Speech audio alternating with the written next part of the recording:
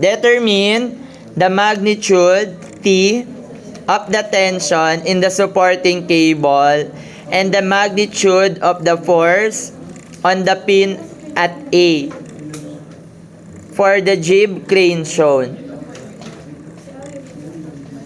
The beam AB is a standard 0.5 meter I-beam with a mass of 95 kilogram per meter of length. Okay, so first step, free body diagram. So ito, meron tayo ditong tension at B. And then dito, meron tayo ditong AY kasi hinge to. And then meron din tayo dito AX. So again, kayo na nag-assume ng direction dito, no? So kapag mali lang yan, no? Negative makukuha nyo. So kapag non-concurrent, non-parallel, ano yung gagamitin natin? Pwedeng forces vertical, forces horizontal, and summation of moment. Pero kapag non-concurrent, automatic, ang una nyo na dyan ay summation ng moment at any point. So, saan magandang mag-moment? So, walang tao para hindi ba? Na-joke na. And then, saan? Tandaan nyo, maganda mag-moment sa hinge. No? Kasi may eliminate agad na dalawang force. So, dito, mag-moment tayo. Summation ng moment at A is equal to 0. Taking clockwise, positive. Kung gusto nyong gamitin yung distance na to, yung perpendicular distance niya, kunin nyo to. Diba? Papaikot natin yung tension at B. Pero parang mahirap, no? So, ang gawin natin is, kunin natin yung component ni TB. So, we have TB sine of 25, and then this is TB. Magaling. Nagkakaintindihan na. Very good.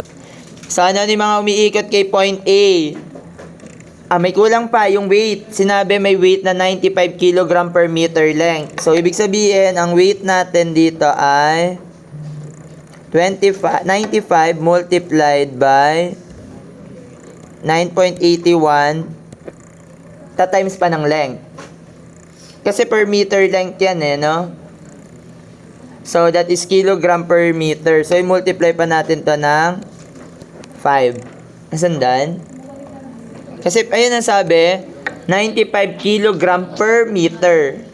So, ibig sabihin, yung total length pa niya, i-multiply mo ng 5. So, magkano yung weight natin?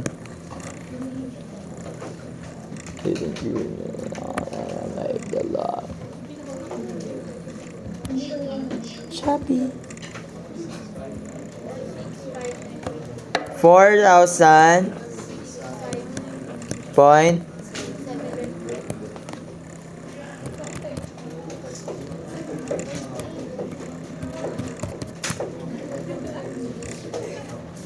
nasagot na ng katabi mo. Okay na, nagets. Nagets, ba't minultiply ng 5? Yes.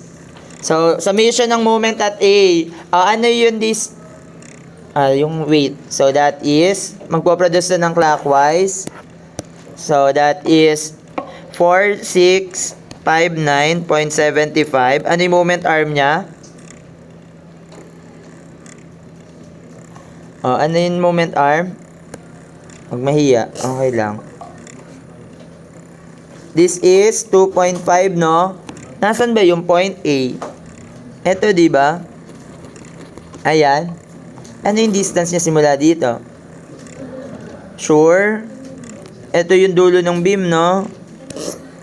So, this is 2.5 minus 0.12.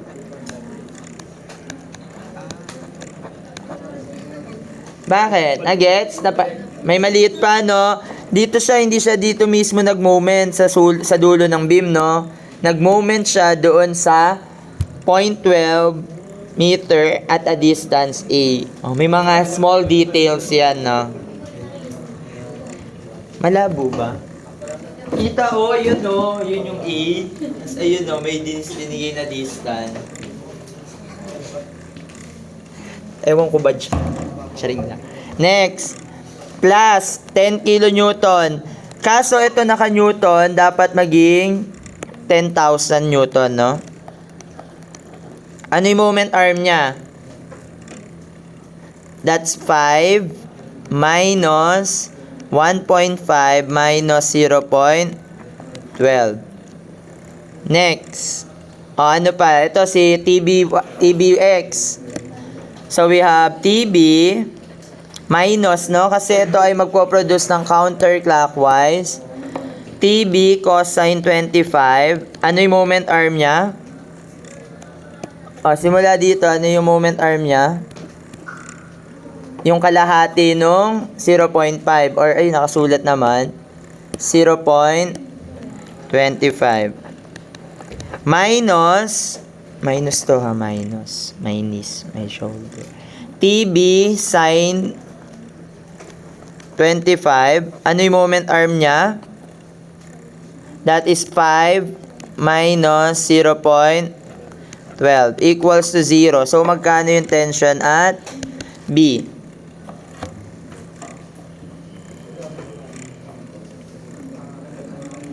Tagal?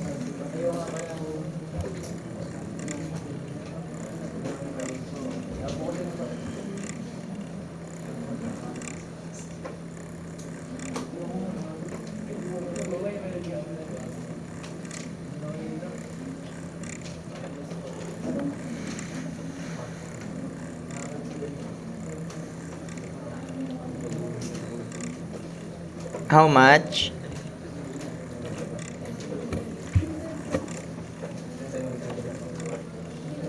Diyos ko, tas 12 na. Magkano? Ako na nga. 4659.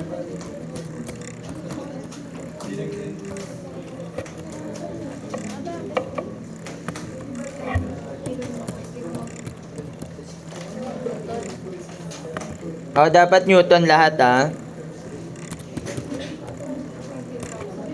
19,600 Newton point.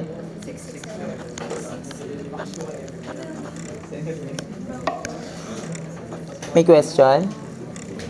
May hindi nagigets? May hindi naiintindihan? May nagulumihanan? Ano daw?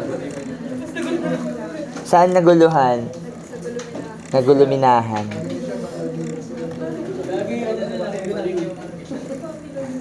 Okay, next. Kapag nasolve mo na yung TB, pwede ka... kapag walang maliit na distance.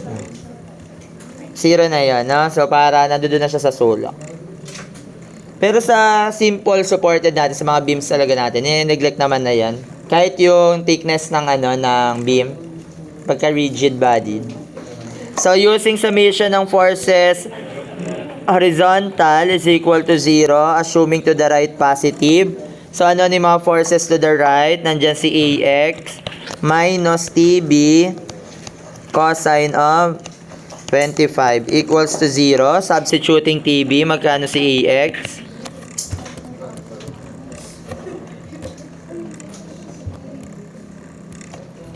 (19,611.667) times cosine of 25. Magkano? 17,754.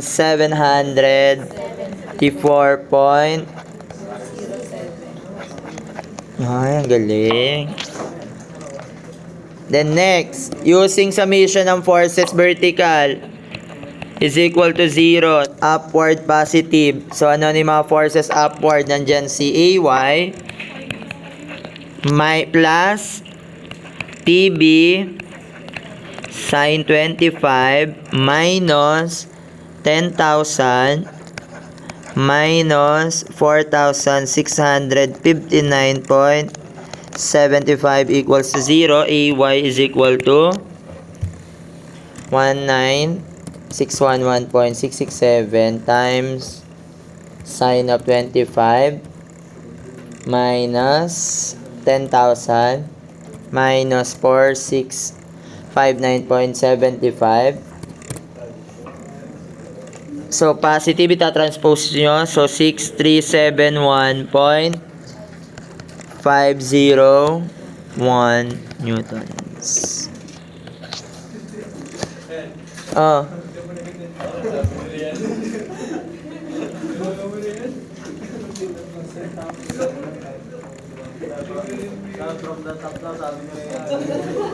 From the top?